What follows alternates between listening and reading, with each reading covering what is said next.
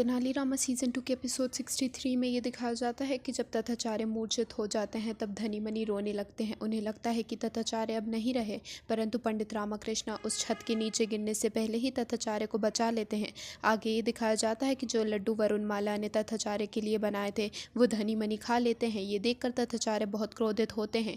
इतने में एक व्यक्ति प्रकट होता है और तथाचार्य बिना सोचे समझे उसके द्वारा दी गई चुनौती को स्वीकार कर लेते हैं। चुनौती ये थी कि खाई को पार करके ही आगे बढ़ा जा सकता है। तब तथाचार्य को कुछ भी समझ नहीं आता। तब पंडित रामकृष्ण तथाचार्य को बताते हैं कि वो कोई असली खाई नहीं है बल्कि एक छद्म खाई है, क्योंकि तथाचार्य के इतना ऊंचे स्वर में बोलने पर भी उनकी आवाज़ वहां से नहीं गूंज रही थी, क्योंकि उत्तर पंडित रामकृष्ण ने बताया था और तथाचार्य ने नहीं।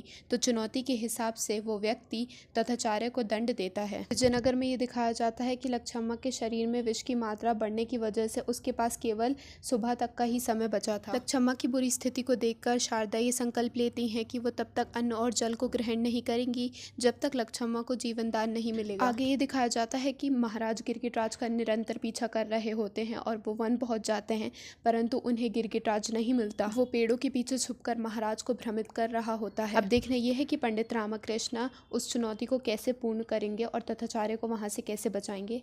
तेनालीरामा सीजन 2 के और भी एपिसोड्स के बारे में जानने के लिए मेरे चैनल को सब्सक्राइब कर लेना।